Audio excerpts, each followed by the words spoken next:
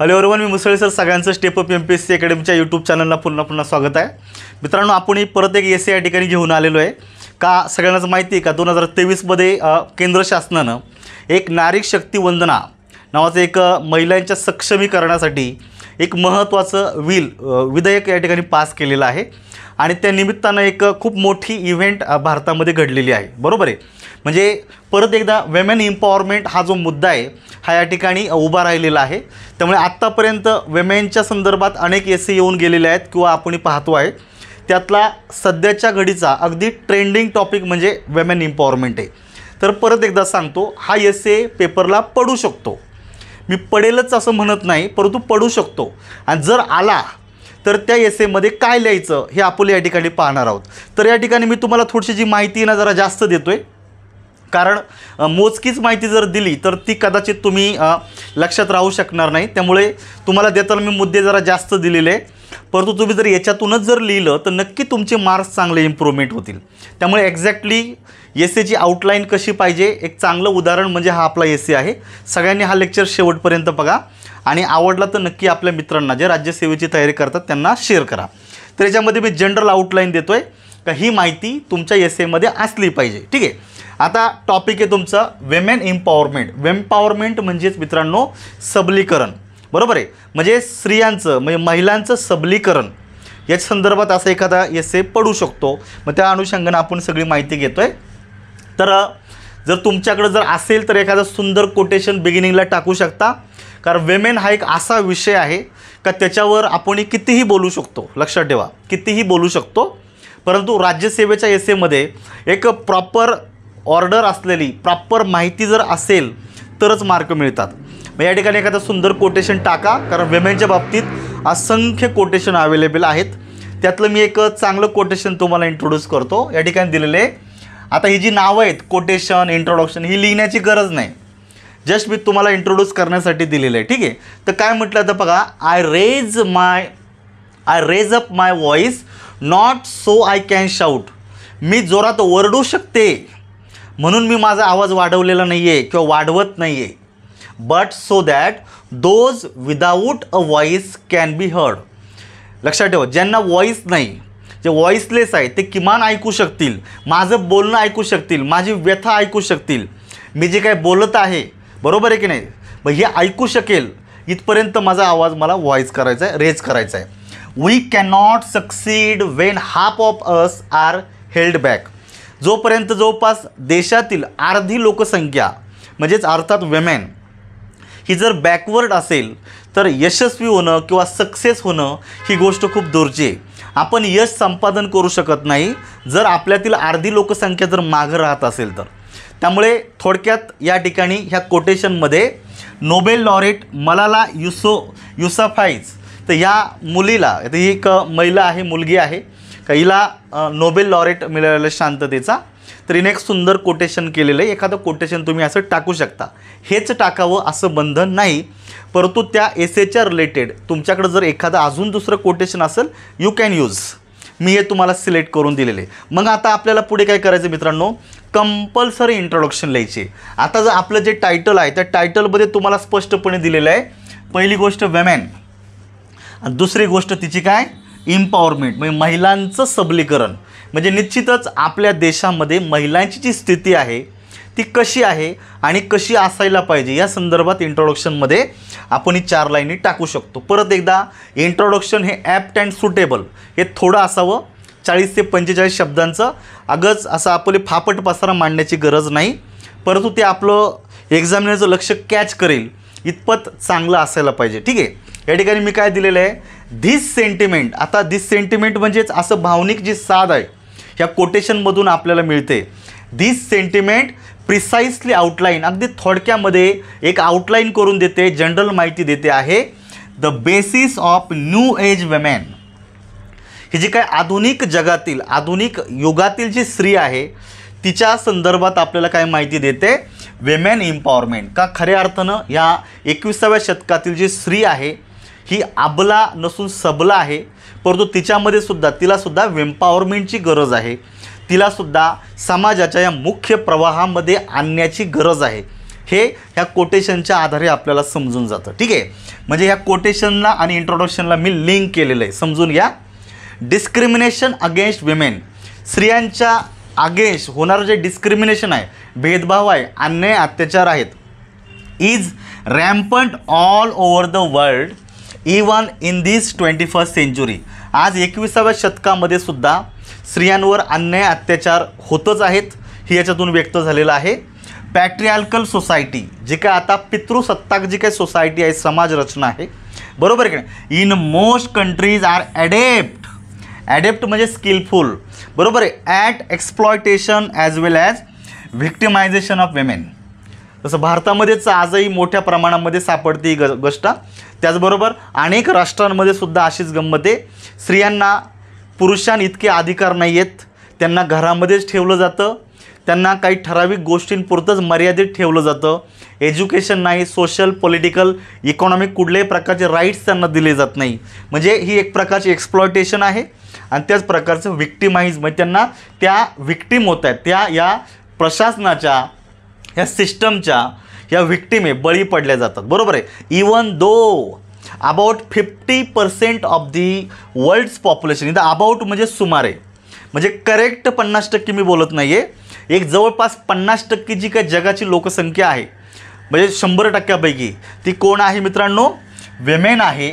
एवढं असूनसुद्धा unfortunately most of them are denied basic rights like education, freedom of speech, voting power and your independent identity.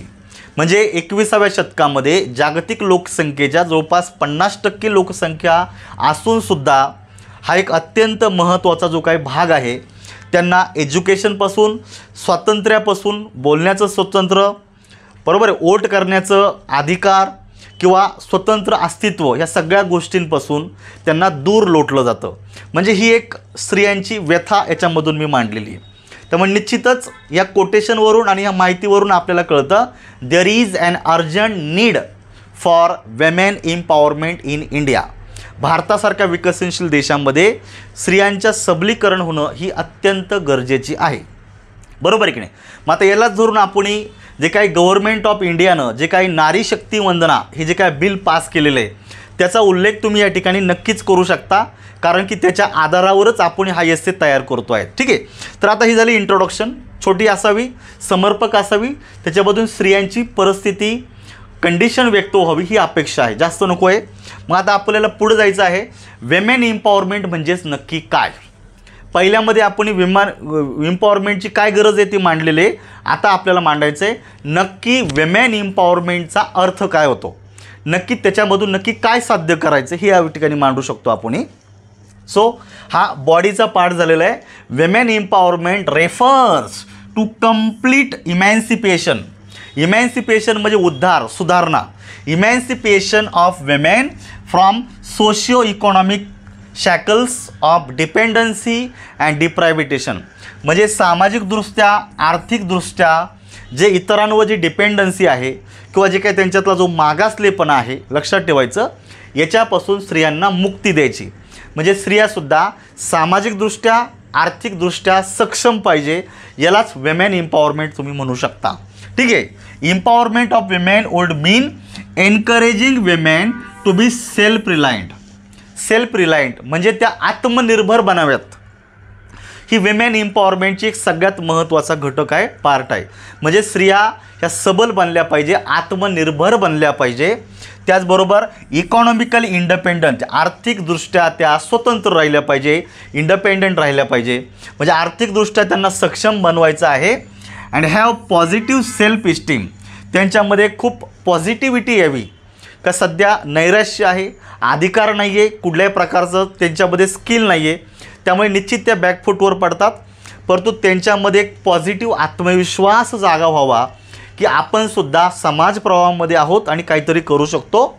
Generate confident.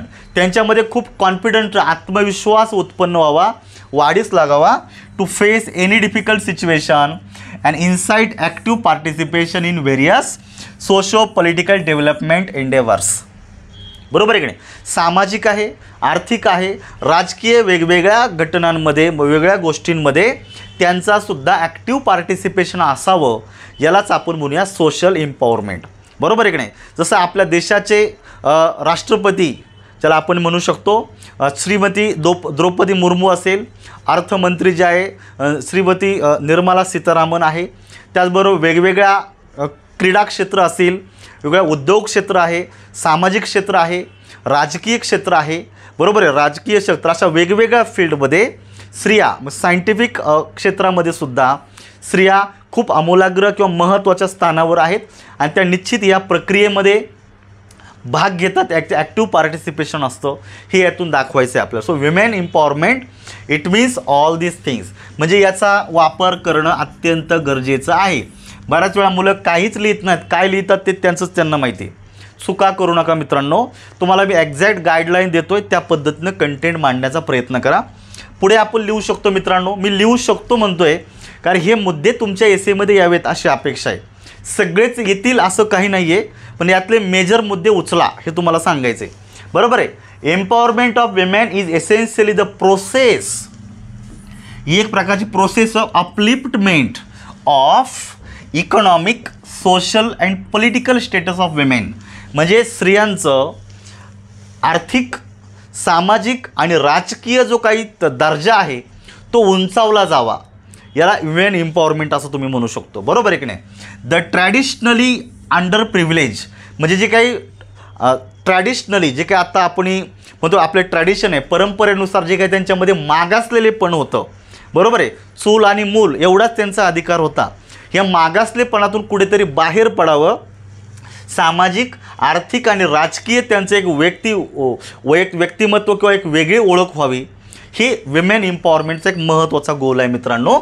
Once in the society it is a process of gardening them against all forms of violence. ही एक प्रकारची procedure आहे. Women empowerment ही एक प्रकारची procedure आहे का त्याच्यामध्ये आपण त्यांना गार्ड करतो आहे, म्हणजे त्यांना प्रोटेक्शन देतो आहे, संरक्षण देतो आहे against what, all forms of violence. त्यांच्यावर जे अन्याय अत्याचार होत आहेत, मग ते डोमेस्टिक असेल किंवा वर्कप्लेसवर असेल किंवा सोशल असेल, प्रत्येक ठिकाणी जिथं त्यांच्यावर अन्याय अत्याचार होतात, या अन्यायाविरुद्ध, अत्याचाराविरुद्ध त्यांना संरक्षण मिळावं, हे सुद्धा विमेन एम्पॉवरमेंटचा महत्त्वाचं ध्येय आहे. लक्षात ठेवायचं. विमेन एम्पॉवरमेंट इन्व्हॉल्व्स, आता प्रत्येक वेळेला हा शब्द टाकायची गरज नाही, तर इट वापरलं तरी चालेल. It involves the building up, बघायचं, a society, a political environment wherein women can breathe without the fear of opposition. तिला कुणी अशा रीतनं अपोजिशन येणार नाही, तिला कुणी विरोध करणार नाही. बरोबर आहे. अशा प्रकारचा एक स्वतंत्र फ्रीडम असणारं जीवन तिला या सोसायटीमध्ये जगायला मिळावं. तिला एक्सप्लॉयटेशनपासून तिला मुक्ती मिळावी, म्हणजे तिलासुद्धा समाजामध्ये एक योग्य स्थान मिळावं. ॲप्रिहेन्शन असेल, डिस्क्रिमिनेशन असेल and the general feeling of persecution which goes with being a woman in a traditionally male dominated structure.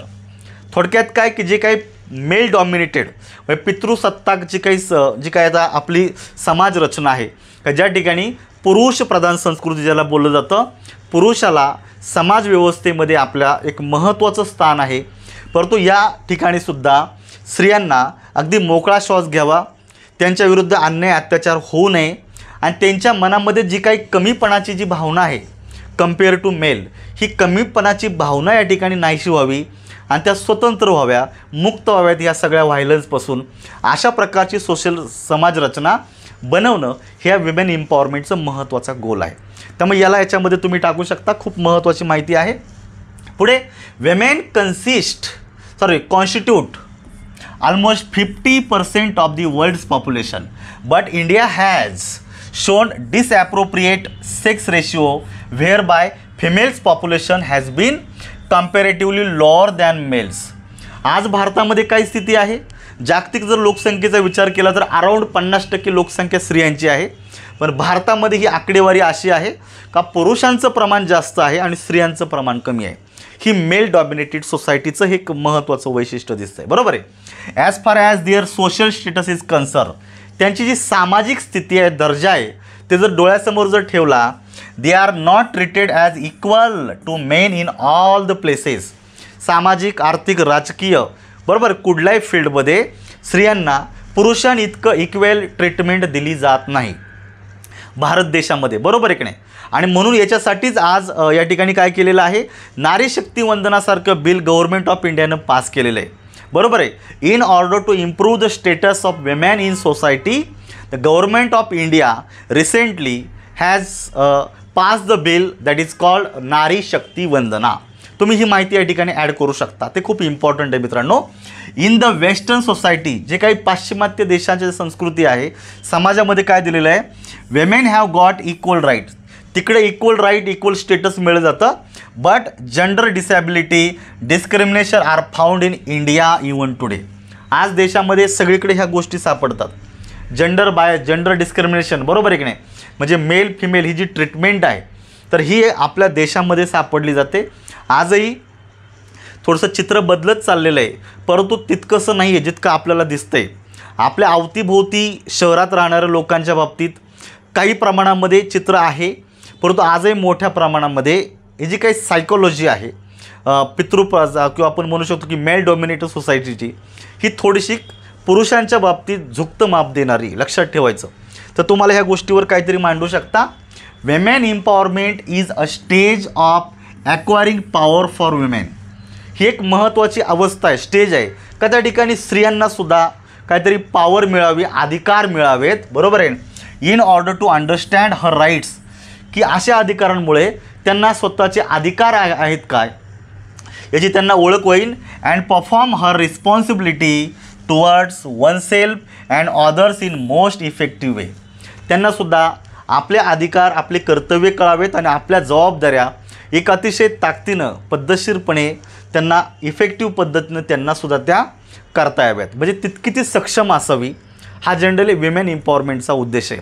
बघा, स्त्रियांमध्ये सुद्धा खूप कॅपॅसिटी आहे, स्त्रियांमध्ये सुद्धा टॅलेंट आहे. तसं आज आपल्या देशाचे राष्ट्रपती एक महिला असूनसुद्धा त्या देशाची घटना या ठिकाणी ते मजबूत करण्याचं काम करतात. आज आपल्याकडे चंद्रयान-2 मोहीम झालेली आहे. ह्या चंद्रयान-2 मोहिमेमध्ये कितीतरी महिला सायंटिस्टचा एक महत्त्वाचा वाटा आहे, बरोबर आहे की नाही. क्रीडा क्षेत्रामध्ये सुद्धा जेवढे ऑलिम्पिक मेडल्स मिळालेत त्यातले जवळपास ऑलमोस्ट मेडल हे स्त्रियांनी मिळवलेले, म्हणजे क्रीडा क्षेत्रातसुद्धा स्त्रियांचे खूप महत्त्वाचा वाटा आहे मित्रांनो, बरोबर आहे की नाही. म्हणजे हे होतं आहे, पण अजूनही जितकं व्हायला पाहिजे तितकं नाही. त्यामुळे इथं आपल्याला ह्या सगळ्या गोष्टी इम्प्रूव्ह व्हायला पाहिजे मित्रांनो. That time we can say it's called women improvement. Okay, आता आपण काही उदाहरणं या ठिकाणी मांडू शकतो. आता मी या ठिकाणी अमर्त्य सेनचं उदाहरण मांडतो, जे 1997चं आहे. अमर्त्य सेन ज्यांना नोबेल प्राईज इकॉनॉमिकच्या फील्डसाठी मिळालेलं आहे, त्यांचं खूप सुंदर माहिती आहे. ही stress the importance of women empowerment which is about change. त्यांच्यामध्ये बदल व्हावा, त्यांच्या जीवनामध्ये बदल व्हावा, अशा प्रकारची महिला सबलीकरण आपल्याला गरजेचं आहे मित्रांनो, बरोबर आहे की नाही. दिस चेंज हॅज 2 कॉम्पोनंट्स. मग त्यांनी हे जे काही बदल आहे स्त्रियांमधले, ह्या 2 गोष्टींवर त्यांनी भर दिलेला आहे. The first is control over resources. जे काही साधन संपत्ती आहे त्यांच्यावर त्यांचं कंट्रोल असावं. त्याच्यामध्ये फायनान्शियल असेल, फिजिकल आहे आणि ह्युमन आहे. ह्या तिन्ही लेवलला त्यांना योग्य अधिकार आणि योग्य आपल्याला हक्क मिळावेत. And the second is control over ideology. लक्षात ठेवा, या आयडिओलॉजीवर सुद्धा त्याचं कंट्रोल असावं, ज्याला आपण बिलीफ म्हणतो, व्हॅल्यूज म्हणतो आणि ॲटिट्यूड म्हणतो. म्हणजे स्त्री पुरुष, स्त्रियांच्या मनामध्ये, त्यांच्या मनामध्ये न्यूनगंडाची भावना नको. त्यांनासुद्धा असं फील झालं पाहिजे की आम्हीसुद्धा पुरुषांइतकंच इक्वल आहोत, पुरुषांइतकंच आम्हीसुद्धा कार्य करू शकतो, सक्षम आहोत. ही जी फिलिंग आहे, ही आयडिओलॉजी आहे, ही बदलली गरजेचं आहे. म्हणजे एका बाजूला तुम्ही रिसोर्सेसच्या बाबतीत बोलताय आणि एका बाजूला तुम्ही आयडिओलॉजीच्या बाबतीत. म्हणजे एका बाजूला तुम्ही हे जे काही आउटर वर्ल्ड आहे, त्या आउटर वर्ल्डमध्ये स्त्रियांची स्थिती सुधारणं गरजेची आहे. आणि दुसऱ्या बाजूला हर इनर सेल्फ, म्हणजे त्यांच्या मनामध्ये जी काही न्यूनगंडाची भावना असेल का नाही मी पुरुषांइतकं काही कार्य करू शकत नाही, मी जास्त वेळ बाहेर काम करू शकत नाही, मी सुद्धा सक्षम आहे, ही जी फिलिंग आहे ही तिला आली पाहिजे. म्हणजे तिची सायकोलॉजिकलसुद्धा जडणघडण झाली पाहिजे. ह्या दोन्ही गोष्टी याच्यामध्ये येतात, असं अमर्त्य सेननी मांडलेलं आहे. आता बघा, कॅरेक्टरिस्टिक ऑफ विमेन एम्पॉवरमेंट. मी तुम्हाला इथं मुद्दा टाकलेला आहे, पण अशी लाईन टाकण्याची तुम्हाला गरज नाही आहे. आपण लिहू शकतो the following are the characteristics of women empowerment. तर विमेन एम्पॉवरमेंटमध्ये काय काय येऊ शकतं, कशामध्ये इंक आपल्याला पाहिजे हे सगळं गोष्टी मांडायच्या. बघा, women empowerment enables a greater degree of self confidence. एक अधिक प्रमाणामध्ये, मोठ्या प्रमाणामध्ये आत्मविश्वास त्यांच्यामध्ये निर्माण झाला पाहिजे. And sense of independence among women. म्हणजे स्वातंत्र्य असण्याची जी फिलिंग आहे ही त्यांच्या मनामध्ये निर्माण झाली पाहिजे. याला विमेन एम्पॉवरमेंट असं बोललं जातं. बरोबर आहे. It is a process of acquiring power for women in order to understand her rights and to perform a responsibility towards oneself and other. म्हणजे त्यांना त्यांचे अधिकार काय आहे हे त्यांना समजावेत आणि त्यांना जे अधिकार आहे, त्यांच्या ज्या जबाबदारी आहे त्या योग्य प्रकारे पार पाडतील समाजाच्या प्रती, ही जबाबदारीची भावना त्यांच्यामध्ये निर्माण व्हावी. हे एम्पॉवरमेंटचं महत्त्वाचं गोल आहे. Women empower enables women to organise themselves to increase their self reliance. म्हणजे या मदतीनं, या विमेन एम्पॉवरमेंटच्या मदतीनं त्यांचं जे आत्मनिर्भरपणे सेल्फ इंडिपेंडन्स आहे, तर याच्यावर त्यांना खऱ्या अर्थानं त्यांना काम करता येईल. म्हणजे त्यांच्यामध्ये तशा प्रकारची डेव्हलपमेंट होणार आहे मित्रांनो. तर ह्या गोष्टींचं याच्यामध्ये येऊ शकतं. आता मी तुम्हाला भरपूर सारी माहिती दिलेली आहे, तर सगळीच्या सगळे मुद्दे टाकण्याची गरज नाही. त्यातले मोजके जे तुम्हाला लक्षात राहतील ते मुद्दे टाका आणि पुढे चला. मी देताना जास्त दिलेले आहेत, तुम्ही सगळे मांडण्याची गरज नाही. त्यातील काही टाकू शकता. बघायचं, women empowerment provides greater autonomy. Autonomy म्हणजे स्वातंत्र्य, स्वायत्तता, लक्षात ठेवायचं. टू विमेन, त्यांना एक मोठ्या प्रमाणामध्ये स्वातंत्र्य मिळणार आहे मित्रांनो. आणि या स्वातंत्र्यामुळे काय होणार आहे मित्रांनो, कंट्रोल ओव्हर मटेरियल ॲसेट. म्हणजे जे काही मटेरियल ॲसेट आहे, थोडक्यात काय आपण म्हणूया की आर्थिक साधन संपत्ती आहे, त्यांच्यावर त्यांचासुद्धा अधिकार आहे. बरोबर आहे की नाही. मग त्याच्यावर त्यांची अधिकार असाव्या. इंटलेक्च्युअल रिसोर्सेस असेल, त्याला आपण म्हणू शकतो जे बुद्धिवादी दृष्टिकोन आहे किंवा बुद्धिवादी गोष्टी, का जिथं असे क्षेत्र आहे जिथं जास्तीत जास्त बुद्धीचा उपयोग होतो, त्या फील्डमध्ये सुद्धा त्यांचं योगदान असावं. बरोबर आहे की नाही. आयडियोलॉजी. त्याचबरोबर आहे empowerment abolishes all gender based discrimination. हे जे काही जेंडर बेस्ड डिस्क्रिमिनेशन आहे त्यांच्यावर अन्याय अत्याचार होतो स्त्री पुरुष या बाबतीत. बरोबर आहे. भेदभाव जो होतो आहे, तर या सगळ्या भेदभावावर, हे डिस्क्रिमिनेशनवर त्यांना कुठंतरी कंट्रोल आणण्यासाठी हे गरजेचं आहे मित्रांनो. In all institutions and structure of society. सामाजिक असेल किंवा इन्स्टिट्यूशन लेवलला त्यांना कुठल्याही प्रकारचा भेदभाव होणार नाही, अशा प्रकारचं हे महत्त्वाचं ध्येय आहे मित्रांनो. बरोबर आहे. Women empowerment means participation of women in policy and decision making process at domestic and public level. म्हणजे त्यांचंसुद्धा डिसिजन मेकिंगमध्ये स्थान असलं पाहिजे. मग ते आपल्याला डोमेस्टिक लेवलला असेल, म्हणजे घरामध्ये सुद्धा तिला स्वातंत्र्य मिळावे, घरामध्ये सुद्धा तिनं स्वतःचे निर्णय स्वतः घ्यावेत. त्याचबरोबर पब्लिक लेवलला, सामाजिक असेल, राजकीय क्षेत्रामध्ये स्त्रियांना स्वतःचे निर्णय घेण्याची क्षमता निर्माण व्हावी, तेवढे अधिकार मिळावेत. हे विमेन एम्पॉवरमेंटमधून आपल्याला कळतं. Empowerment of women enables women to realise their full identity. त्यांना स्वतःचं अस्तित्व पूर्णपणे समजण्यास मदत होते मित्रांनो. And power in all spheres of life. जीवनाच्या प्रत्येक अंगामध्ये, प्रत्येक गोष्टीमध्ये आपणसुद्धा इतरांपेक्षा कमी नाही आहेत, ही जी रिअलायझेशन आहे हे याच्यामधून त्यांना होणार आहे मित्रांनो. लक्षात ठेवायचं आहे. It also means equal status to women. Women occurs with sociological, psychological, political, cultural, familial and economic sphere. म्हणजे जीवनाच्या प्रत्येक अंगामध्ये, मग ते सोशॉलॉजी सामाजिक असेल, मानसिक असेल, राजकीय असेल, सांस्कृतिक असेल, कौटुंबिक असेल किंवा आर्थिक आहे, म्हणजे प्रत्येक भागामध्ये स्त्रिया अगदी सक्षम असल्या पाहिजे. Various level such as individual, group and community. बरोबर आहे का. एक इंडिव्हिज्युअल म्हणून, एक ग्रुप म्हणून किंवा एक समाज म्हणून त्या स्वतंत्र असाव्यात, अशा प्रकारची एक विमेन एम्पॉवरमेंटची डेफिनेशन आहे, माहिती आहे मित्रांनो. It is a process creating awareness and capacity building. त्यांच्यामध्ये अवेअरनेस निर्माण व्हावा आणि त्यांची जी काही कॅपॅसिटी आहे, क्षमता आहे, ती वाढीस लागावी, वृद्धिंगत व्हावी, हा याच्या मागचा हा एक प्रयत्न आहे. त्यामुळे या सगळ्या गोष्टी कुठेतरी तुमच्या लिखाणामध्ये व्हाव्यात. आता ह्या सगळ्या गोष्टी पुढे कंटिन्यू होत आहेत. मी सगळं वाचत बसत नाही आहे, परंतु मी सांगतो की मी साईटला होतो, तुम्ही याचा स्क्रीनशॉट काढून घ्या, जेणेकरून आपल्या लिखाणामध्ये असे महत्त्वाचे मुद्दे यावेत, लक्षात ठेवायचं. आता बघा, the national policy for empowerment of women. आता जनरली जेव्हा तुम्ही विमेन एम्पॉवरमेंटविषयी लिहिता त्या ठिकाणी तुम्ही काही स्त्रियांची नावं टाकलेली, जसं श्रीमती किंवा आपण म्हणू honourable prime minister Shrimati Droupadi Murmu, त्याचबरोबर आहे ऑनरेबल कॅबिनेट मिनिस्टर किंवा आपण म्हणू शकतो economic minister Shrimati Nirmala Sitharaman and various women in different fields. बरोबर आहे, वेगवेगळ्या फील्डमध्ये असणाऱ्या स्त्रिया तुम्ही उदाहरण त्यांची टाकू शकता मित्रांनो. मग आता गव्हर्नमेंट ऑफ इंडियानं त्यांच्यासाठी काही योजना आखलेल्या आहेत का विमेन एम्पॉवरमेंट ही फक्त कायदा करून होणार नाही, काही योजना आखाव्या लागतील, त्या योजनांचं इम्प्लिमेंटेशन व्हावं लागेल, तरच या गोष्टी कुठेतरी साध्य होणार आहे. मग त्या संदर्भात आपण ह्या गोष्टी बांधतोय मित्रांनो.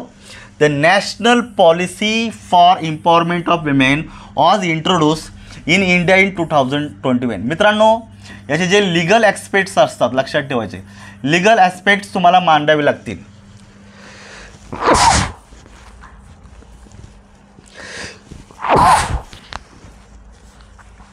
सॉरी, म्हणजे आपल्याला इकॉनॉमिक, सोशल, कॉन्स्टिट्यूशनल, लिगल सगळ्या बाजू या ठिकाणी तुम्हाला मांडायच्यात, तर येस हे तुमचा कंप्लीट होणार आहे की नॅशनल पॉलिसी, गव्हर्नमेंट जी नॅशनल पॉलिसी आहे विमेन एम्पॉवरमेंटची, तिच्या दृष्टीने या ठिकाणी मांडतोय.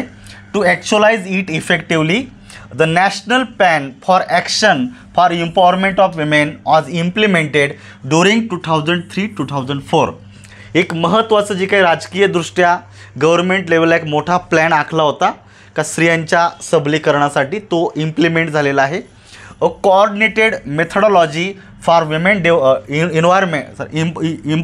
Empowerment with unequivocal objectives, targets and the time period had been incorporated in the 10th 5-year plan. जे काही 10 नंबरची जी काही पंचवार्षिक योजना आहे त्या पंचवार्षिक योजनेमध्ये सुद्धा काही ऑब्जेक्टिव्ह स्त्रियांच्या सबलीकरणाच्या बाबतीतचे होते. मित्रांनो, तुम्ही वाचलं असेल हे. Since women empowerment depends not only on economic determinants but on social factor also, Government of India has brought forth 3-dimensional strategy of social empowerment, economical empowerment and provision for gender equality. लक्षात ठेवायचं मित्रांनो, ही एक अशा प्रकारची गोष्ट आहे का ही social फॅक्टरसुद्धा याच्यामध्ये जबाबदार असतात. म्हणजे सामाजिक सबलीकरण, आर्थिक सबलीकरण आणि प्रोव्हिजन्स फॉर जेंडर इक्वेलिटी, त्यांना समाजामध्ये समानतेची वागणूक मिळावी, ह्या तीनही लेवलला गव्हर्नमेंट प्रयत्न करत आहे. बरोबर आहे, ह्या गोष्टीचा कुठेतरी आपल्या लिखाणामध्ये उल्लेख व्हावा. The government of India has taken a few activities including project and strategies. काही गव्हर्नमेंटनं काही ॲक्टिव्हिटी राबवलेल्या आहेत, काही प्रोजेक्ट राबवलेले आहेत, स्ट्रॅटेजीज राबवलेले आहे का जेणेकरून स्त्रियांचं सबलीकरण होईल. तर मित्रांनो, लिखाणामध्ये जर तुम्ही एक प्रशासकीय अधिकारी म्हणून जर विचार करताना तर कुठंतरी अशा काही ॲक्टची नावं आली पाहिजे. लक्षात ठेवा, उगाच काहीतरी लिहून चालत नाही आहे. आता आजही मराठीतले मुलं लिहितात, जिच्या हाती पाळण्याची दोरी ती जगाची. अरे बाबा, हे ठीक आहे, हे कॉलेज लेवलपर्यंत, स्कूल लेवलला अशा गोष्टी चांगल्या वाटतात. एक प्रशासकीय अधिकारी म्हणून तुमचं स्वतंत्र मत, बरोबर, त्याच्यामध्ये लिगल पर्स्पेक्टिव्ह असला पाहिजे, कॉन्स्टिट्यूशनल पर्स्पेक्टिव्ह असला पाहिजे, त्याचबरोबर तुमचा रिसेंट कॉन्टेक्स्ट असला पाहिजे. या सगळ्या बाबी याच्यामध्ये आल्या पाहिजे.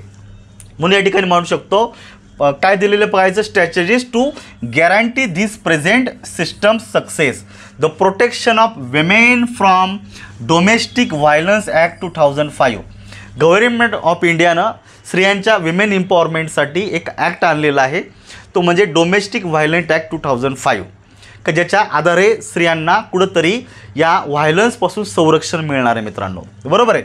The immoral traffic prevention act, immoral traffic prevention act आहे. The prenatal diagnostic technique amendment act 2003, म्हणजे ज्याला आपण म्हणतो प्रिनॅटल डायग्नॉस्टिक. प्रिनॅटल म्हणजे थोडक्यात आपण म्हणजे प्रेग्नन्सीच्या दरम्यान ज्या टेस्ट केले जातात, बरोबर, मेल फिमेल आहे का चेक करण्यासाठी, या संदर्भात गव्हर्नमेंटनं खूप कडक कायदे केलेले. आता आजही मेल डॉमिनेटेड सोसायटीमध्ये आजही अशी अवस्था आहे, मुलगाच पाहिजे. मग जर याच्या अगोदर 1 किंवा 2 मुली झालेल्या असतील तर तिसऱ्यांदा तो व्यक्ती तर त्यांची अशी चाचणी केली जायची सोनोग्राफी वगैरेच्या माध्यमातून, जेणेकरून जर स्त्री जर किंवा मुलीचा जर गर्भ असेल तर स्त्री भ्रूणहत्या केली जायची. म्हणजे जिथं स्त्री भ्रूणहत्या होते तर इथं कुठं राहिली विमेन एम्पॉवरमेंट. त्यामुळे आजही आपल्याला माहिती आहे अशा प्रकारच्या चाचण्या करणं हे कायद्याने अवैध आहे, बरोबर आहे. त्यामुळे हे झालेलं आहे बघायचं सती प्रिव्हेन्शन ॲक्ट. आता ज्याला आपण म्हणू शकतो की आपल्या देश स्वतंत्र झाल्याच्या नंतर अनेक ज्याला आपण राजा राममोहन रॉय असतील किंवा अनेक काही समाजसुधारक आहे त्यांनीसुद्धा खूप प्रयत्न केले. गव्हर्नमेंट ऑफ इंडियाने सुद्धा असे ॲक्ट आलेले आहे अशा प्रकारच्या जे काही रिजिड कस्टम्स आहेत का त्या देशामध्ये चालवू नयेत का जेणेकरून तिथं या स्त्रियांचं डिस्क्रिमिनेशन होणार, त्यांच्यावर व्हायलन्स होणारे, अन्याय अत्याचार होणारे. म्हणून सती प्रिव्हेन्शन ॲक्ट आहे. द हिंदू सक्सेशन ॲक्ट आहे का जो सुद्धा याच्या संदर्भात दिलेलं आहे. National rural employment guarantee act आहे. Various plans actualise under the ministry of women and child development. अनेक अशा प्रकारचे कायदे या ठिकाणी अंमलात आलेले आहेत. त्याच्यामध्ये दिलेले मित्रांनो लक्षात ठेवायचं स्वयंसिद्ध असेल, support for training and employment programme आहे यासारखे, बरोबर आहे की नाही. राष्ट्रीय महिला कोष आहे की ज्याच्या अंतर्गत आपल्याला मिळतो प्रोव्हाइड स्मॉल स्केल क्रेडिट. याच्यामध्ये किशोरी शक्ती योजना आहे. Nutritious programme for pre adult young ladies आहे. Are the couple of out of numerous means attempted by the government of India to improve financial status and gender equality. तर असे कायद्यांची नावं तुमच्या लिखाणामध्ये यायला पाहिजे, लक्षात ठेवायचं. फक्त थिअरी मांडून चालत नाही. या ठिकाणी ॲक्च्युली या ठिकाणी स्त्रियांची काहींची नावं पण या ठिकाणी आली असते, बरोबर. ती नावं पण यायला पाहिजे. त्याच्यामध्ये तुम्ही सायंटिफिक फील्डमधली काही नावं टाका, राजकीय फील्डमधली नावं टाका, सामाजिक फील्डमधली नावं टाका की या स्त्रिया आजही खऱ्या अर्थानं अबला नसून सबला आहेत, बरोबर आहे. They are help to promote empowerment in the society. मग आता या ठिकाणी आपण मांडू शकतो.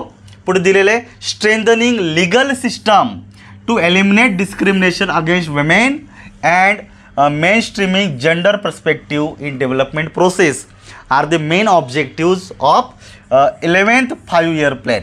11व्या पंचवार्षिक योजनेमध्ये सुद्धा या गोष्टीवर भर देण्यात आलेला आहे. म्हणजे गव्हर्नमेंट लेवलला सुद्धा अनेक प्रकारे काय करण्यात आलेले आहेत, योजना राबवलेल्या आहेत, कायदे पास करण्यात आलेले, पारित करण्यात आलेले आहे की ज्याच्या मदतीनं विमेन एम्पॉवरमेंट होणार आहे.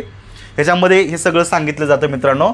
The vision for the 12th 5-year plan is to guarantee providing improving the position and condition of ladies by addressing structural and institutional boundaries as well as strengthening general mainstreaming. ह्या पद्धतीच्या या गोष्टी याच्यामध्ये याव्यात मित्रांनो. आता विमेन राईट्स, स्त्रियांच्या काही अधिकार या ठिकाणी दिलेले आहेत मित्रांनो. त्यातले तुम्ही काही निवडक मांडा. सगळे लिहिण्याची गरज आहेत का? बिलकुल नाही आहे. निवडक गोष्टी तुमच्या लिखाणामध्ये याव्यात, किमान 2-3 तरी मांडा. लक्षात ठेवायचं. The guidelines for equivalence status of women is cherished in the Indian Constitution in its preamble, fundamental rights and fundamental duties and directive principles. म्हणजे आपल्या देशाच्या राज्यघटनेचे जे काही आहे प्रिॲम्बल आहे त्याच्यामध्ये फंडामेंटल राईट्स आहेत, फंडामेंटल ड्युटीज आहे, डिरेक्टिव्ह प्रिन्सिपलमध्ये सुद्धा स्त्रियांच्या बाबतीत अशा प्रकारे खूप काही गोष्टी दिलेल्या आहेत मित्रांनो. The constitution provides equity to women, equality for women in society, बरोबर आहे. 8 in addition enables the state to make provisions of positive discrimination in favour of women. Some of the significant articles are. इथं काही articles आहे, इथं आपण याला कायदे म्हणतो. तर काही कायद्यांचा या ठिकाणी उल्लेख तुम्ही करू शकता. इक्वॅलिटी बिफोर लॉ आर्टिकल 14 दिलेला आहे. एकदा चेक करून घ्या हे बरोबर आहेत का सगळे. इक्वॅलिटी बिफोर लॉ म्हणजे कायद्यापुढं सगळ्यांना समानता आहे. म्हणजे आज भारत देशातला प्रत्येक नागरिक, मग तो स्त्री असेल किंवा पुरुष असेल, कायद्यासमोर सगळ्यांना समान वागणूक दिली जाते. इक्वॅलिटी बिफोर लॉ आहे. No discrimination by state on grounds only of religion, race, caste, sex, place of birth or any of them. म्हणजे कुठल्याही प्रकारचं डिस्क्रिमिनेशन, मग त्यांच्यावर अन्याय अत्याचार होऊ नये. म्हणजे कुठल्या गोष्टी रिलिजन ज्याला आपण म्हणतो धार्मिकदृष्ट्या, रेस आहे, कास्ट आहे, सेक्स आहे म्हणजे मेल अँड फिमेल, बर्थ प्लेसवरून त्यांच्यावर अन्याय अत्याचार होऊ नयेत. अशा प्रकारचे आर्टिकल आहे 15I मध्ये दिलेलं आहे मित्रांनो. Special provision by state in favour of women and children. Article 15.3 आहे equality of opportunity in matters relating to employment, म्हणजे प्रत्येकाला रोजगाराच्या समान संधी आहेत. या संदर्भात आर्टिकल 16 असेल सेक्युरिंग adequate means of livelihood for men and women equality. बरोबर आहे.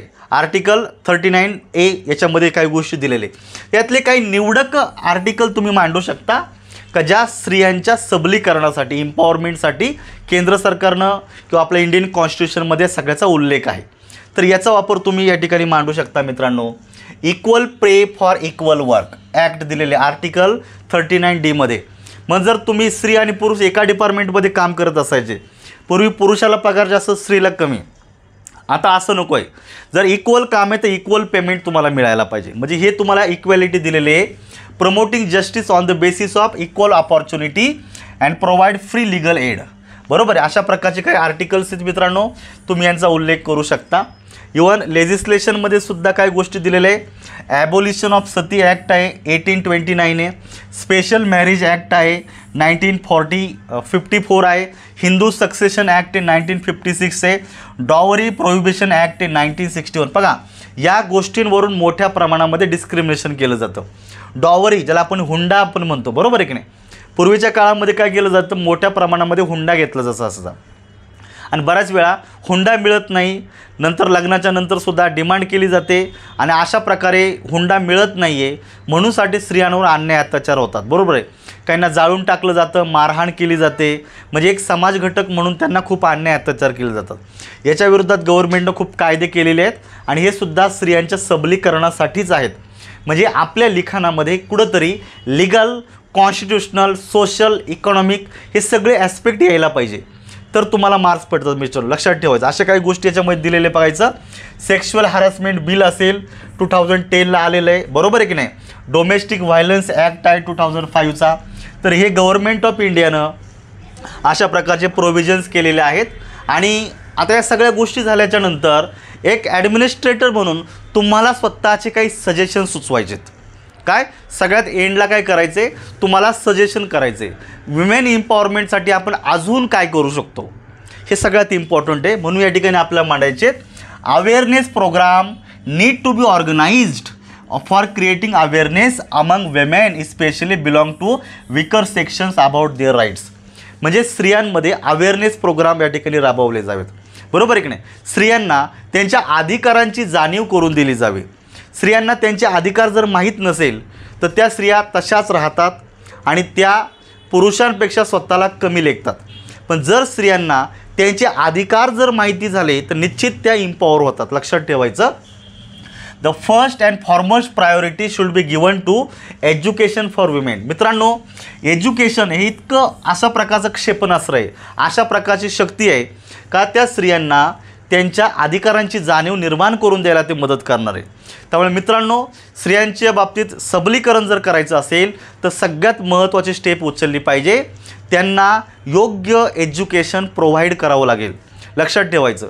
आपल्याकडं जुन्या काळामध्ये होतं, बरोबर इकडे 5वी 6वीपर्यंत मुलगी शिकली का मुलीला घरी ठेवायचं आणि मुलाला पुढे कंटिन्यू करायचं, कारण मुली लग्न होऊन दुसऱ्या घरात जाणार आहे. आपल्याला काय फायदा आहे.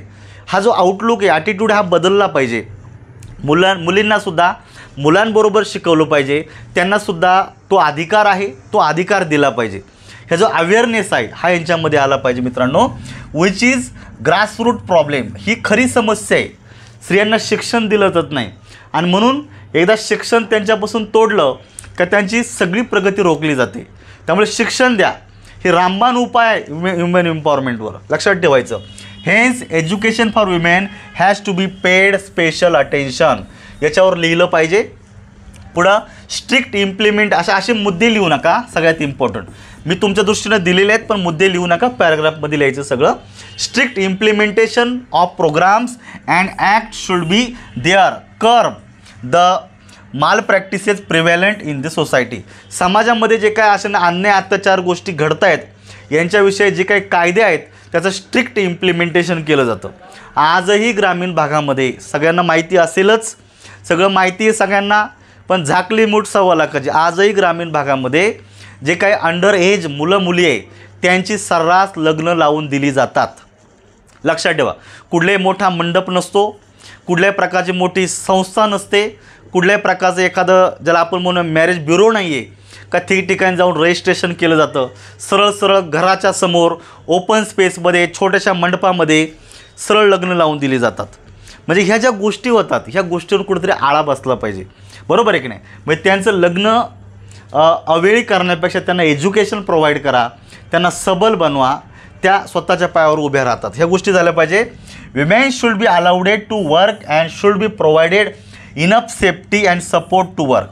त्यांना स्वातंत्र्य देण्यात आलं पाहिजे, त्यांना सेफ्टी म्हणजे थोडक्यात त्यांना कामाच्या ठिकाणी त्यांच्यावर अन्याय अत्याचार होणार नाही आहे. कुठेतरी ह्या गोष्टीकडे कुठेतरी लक्ष दिलं पाहिजे मित्रांनो. They should be provided with proper wages. त्यांना त्यांच्या कामाचं योग्य मानधन मिळावं. And work at par with men so that their status can be elevated or uplift in the society. बरोबर आहे. पुरुषांइतकंच काम जर करत असतील तर पुरुषांइतकं मानधन त्यांना पण मिळावं, जेणेकरून समाजामध्ये त्यांचा स्थान किंवा दर्जा उंचावेल, वाढेल पुरुषांइतका. तर हे जे काही सजेशन्स आहे मित्रांनो हे तुम्हाला कंपल्सरी लिहायचं आहे. लक्षात ठेवायचं काय, हे कंपल्सरी लिहायचं, याच्यापासून तुम्हाला सुटका नाही आहे. हे सगळ्यात इम्पॉर्टंट आहे. आणि सगळ्यात important we conclude the essay. आता आपल्याला इथे एसे कंक्लूड करायचं आहे.